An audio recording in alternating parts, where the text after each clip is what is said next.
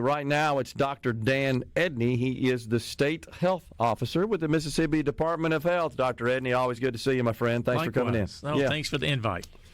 Well, let's first talk about March being Colon Cancer Awareness Month. You and I participated in a little event to call attention to that a couple of weeks ago on the second floor in the rotunda of the Capitol, and just doing our best to impress upon our population how important it is, life-saving, honestly, to get screened. It's a fairly simple process, and as you will elaborate for us, colon cancer is one of the, if not the most curable form of cancer.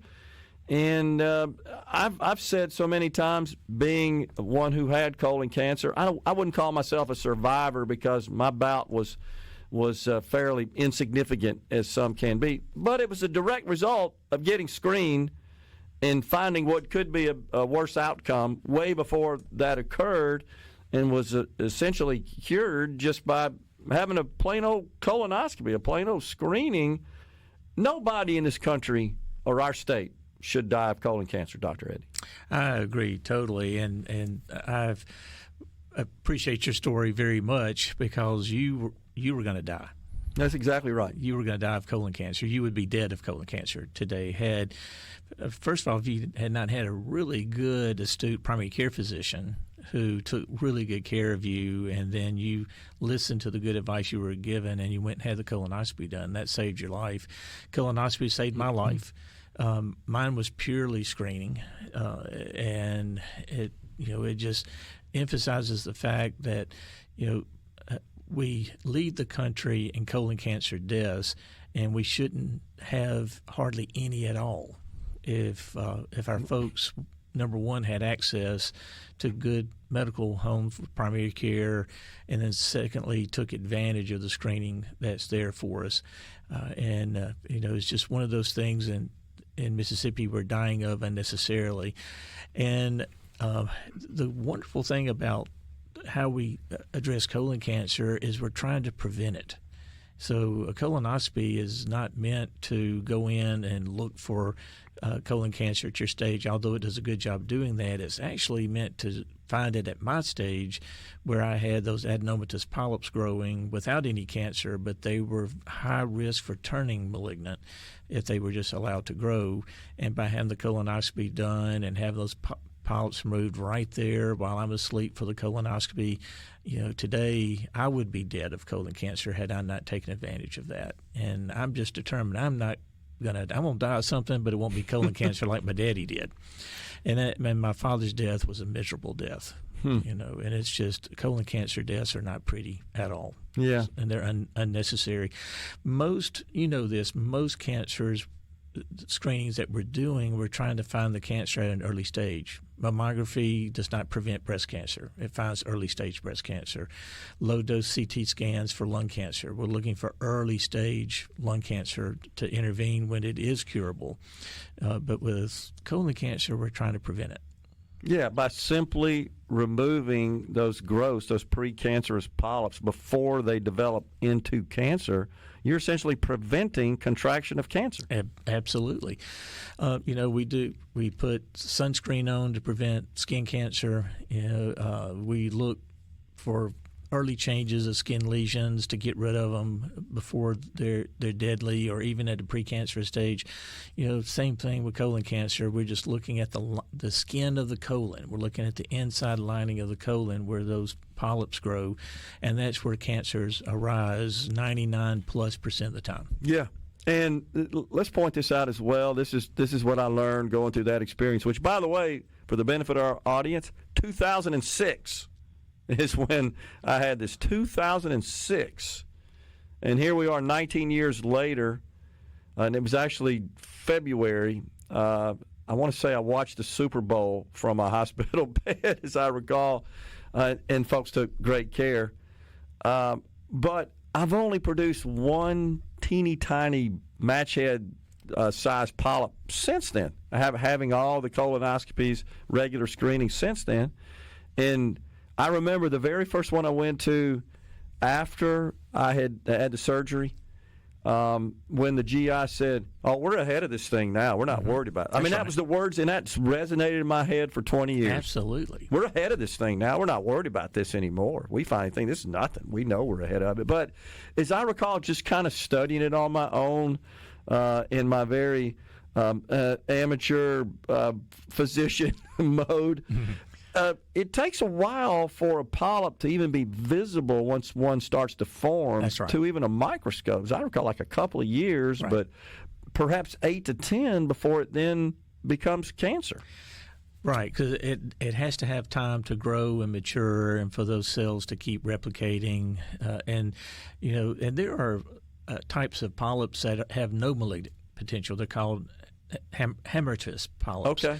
And the GI specialist can tell the difference between those of virtually no malignant potential versus adenomatous polyps, like I produce, that have a high likelihood of developing those malignant cells like yours did, and like my father's did.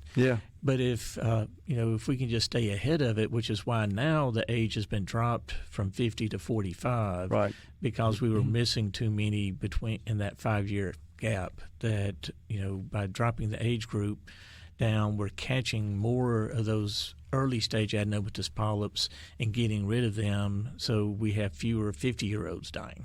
We, like I said, nobody should die. That's right. Of it, and we have marvelous technology and great access to healthcare professionals right here in our state that can ensure that. And a frustrating thing is, number one, we do have too many folks without insurance.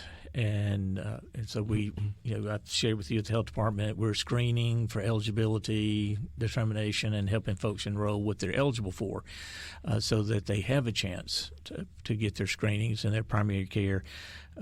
But we have way too many Mississippians who have insurance not taking advantage of their screening opportunities, not doing their mammograms, pap smears, low-dose CT scans if they have history of smoking. And I would put way at the top colonoscopy starting at age 45. Do it, folks. All right, so I know you're always very passionate, not just about health care access and delivery in our state, but about the health of our state as well. That's your primary duty as a state health officer. Where do we stand these days? We're doing a little better, aren't we? We are better than we were, and with public health, that's always a win. So when I took office not quite 3 years ago, we were scoring very low across the board with our population health outcomes, and we were scoring really lower than 50th, because there was territories that were getting ahead of us. And I was really proud this year with our America's Health rankings that we moved from below 50th up to 49th. Now, only Mississippians would understand the importance of being 49th instead of 50th or 51st, 52nd, because what that means, I don't care whether we're last or not. I care about people dying and people being unhealthy, and the fact that we moved up in the rankings is objective evidence that things are a bit better in terms of population health. We've moved from 50th to 44th in maternal death, and that's really important. We're still 50th in infant mortality, but our numbers continue to drop, and we're working really hard. We're rolling out a new system of care statewide that relates to high-risk perinatal that we think will salvage a lot of the deaths of the under 28 days infant. A lot of those are premature, and we have way too many. We have about 85 deaths a year in that under 1 month of age. We really think we can impact that by getting babies born closer to NICUs and getting right into NICUs. We think we can knock that number down significantly. We don't know exactly how much, but I'm praying we can cut that number in half. And as we keep chipping away, my goal is for us not to get off the bottom, but to get off the radar, so that when people in the country are talking about maternal infant death and how it applies to Mississippi, that they're talking about how we made it better. And we are making it better, but we've got more work to do. So things are better, still lots of opportunity. If you can hang around, we can continue the discussion. I want to find out how the legislative session went. It's still going on, but I think most stuff related to health care has already been deliberated, and want to get your take on that. We've got Dr. Dan Edney, the State Health Officer, in the Element Wealth Studio. Segment, we're visiting with Dr. Dan Edney. He is the State Health Officer for Mississippi with the Mississippi Department of Health. So give us an update on the legislative session from your perspective, Dr. Edney. Another day closer to being finished. So it's true. It's been good for public health in general and the Department of Health, and specifically, basically, we had two non-financial bills that both have performed well. One was recognizing community health workers as a parahealth professional to help us in public health with our high-risk, vulnerable populations. It's a low-cost employee that is part of the community, enmeshed in the community, and helps us close loops with outcomes like syphilis and diabetes and hypertension and HIV care, those things. And it really low-cost way to improve outcomes that other states have demonstrated. Real proud to get that across the finish line. And then the Public Health Trust I had shared with you a little bit last time. Yeah. Very, very proud of that clearing the Senate and the House. Just an opportunity to bring private sector resources in for public health programming, trying to reduce our need for state tax dollars, and just having opportunities to have alternate funding pathways away from the state general fund, just to be less of a burden on the general fund, but also have sustainable, predictable funding that's not really predicated on how a state budget year or a federal budget year is looking. And very, very proud to get that done. I think we'll only be like one of 6 states to have one. Wow. What are you watching at the federal level? It seems like cutting spending is in vogue, and I feel like that the outcome of the spending cuts are somewhere between the fear-mongering we're getting from the Democrats, especially with respect to health in particular, talking about Medicare and Medicaid. More specifically, those are the two big health programs sponsored by the government. Veterans Affairs as well would be part of that. Subsidies in the Affordable Care Act exchange is another big statutory funding area. What are you guys preparing for here locally or here at the state level with the Department of Health with respect to the possibility of losing some federal dollars? Well, just understanding is necessary. The federal budget is out of control, has to be reined in. As a conservative Mississippian who pays a lot of federal tax dollars every year, I get that. I do appreciate the opportunity to have a little bit more time to prepare for it. We've been preparing for it during my tenure because I really was expecting it on the state side first before federal, but here we are. I do think the CDC is going to undergo some reform, which most of the state health officers in the Southeast are supportive of, that the CDC can do a better job in terms of administrating public health funds. I remind folks that 80% of the funding of the CDC flows out to the states, but they are very controlling of those dollars. And I see great success in what we've had with our block grant funding, like maternal child health block grant, preventive health block grant, public health infrastructure block grant, where that decision-making is pushed out to the states. Because I guarantee you, we at the Department of Health know what Mississippians need in terms of population health and programming much more than Atlanta, and certainly much more than Washington. And so pushing that decision-making more out to the states, I think, will be much more cost-effective and more impactful, for the citizens of Mississippi.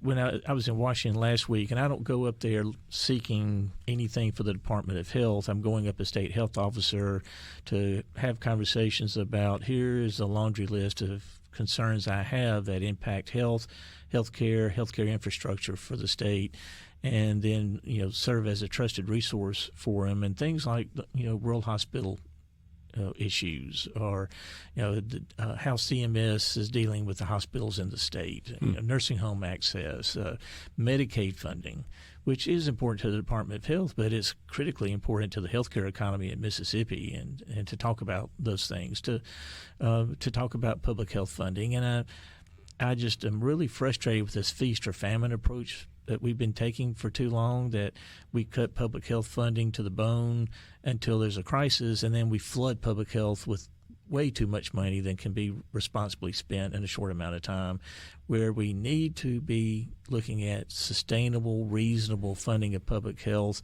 with upticks, not at the time of a public health crisis, but not like the COVID wash that we got. Just dumping billions of dollars into a system that can't handle it was not wise. And we spent a lot of time during COVID trying to catch up with the public health infrastructure in Mississippi.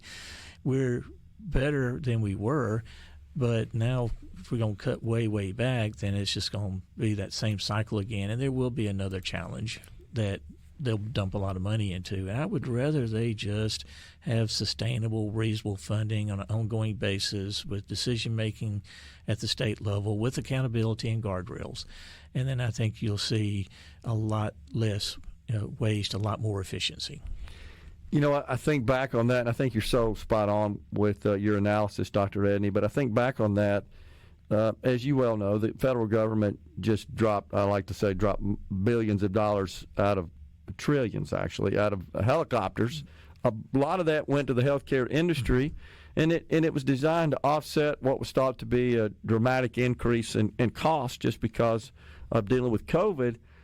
But one of the things we have in the wake of that is just significant healthcare inflation. It especially did it not affect wages for certain healthcare professional positions that are in demand. Absolutely. Because they were in such demand then that everybody was willing to pay crazy amounts of money to get them on staff or to provide services. We really hadn't returned to that level pre-COVID, have we? No, I know certainly 2020 through 2023, we were looking at inflation rates in the healthcare sector of about 20%. Wow. I didn't know that. Yeah. That high. And it was all wages. And there was some supply chain issues. Yeah, but it's mainly wages. It was mainly wages, and those wages have settled down some, but nothing like pre-COVID. And we have really workforce shortage challenges in nursing, especially still with physicians, but really across the board, respiratory therapy, everything, which puts upward pressure on wages. So the healthcare inflation rate is not 20% anymore, but it is way above 2.9%. Yeah. And I have to remind our appropriators, we are at the health department, we are healthcare. I run a healthcare system statewide for public health. We run clinics all over the state, so that inflation rate hits us.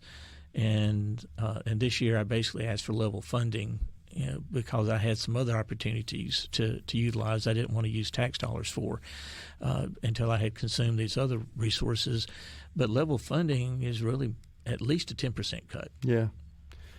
We were talking offline about the prospect of the federal government as they dig through another budget process. You've got a little respite from that for at least 6 months where we know everything stays the same, no big major upheaval to federal funding.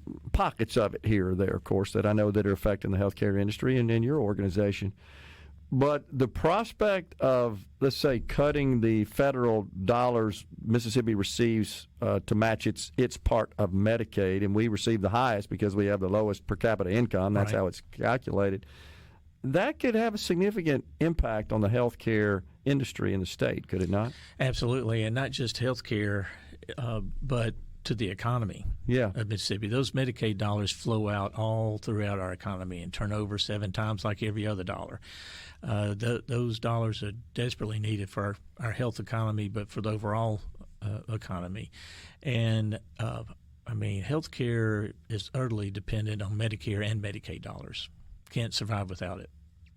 Well, especially in a state where we have, 750,000 on Medicaid in our state. Almost a third of our state's on Medicaid. Right, and then you add Medicare on top of that, and the significant majority of the population is on a combination of Medicare and Medicaid. Yeah, more so than commercial coverage, Absolutely. which reimburses at I want to higher say rate. 70%. I think that's right. Yeah.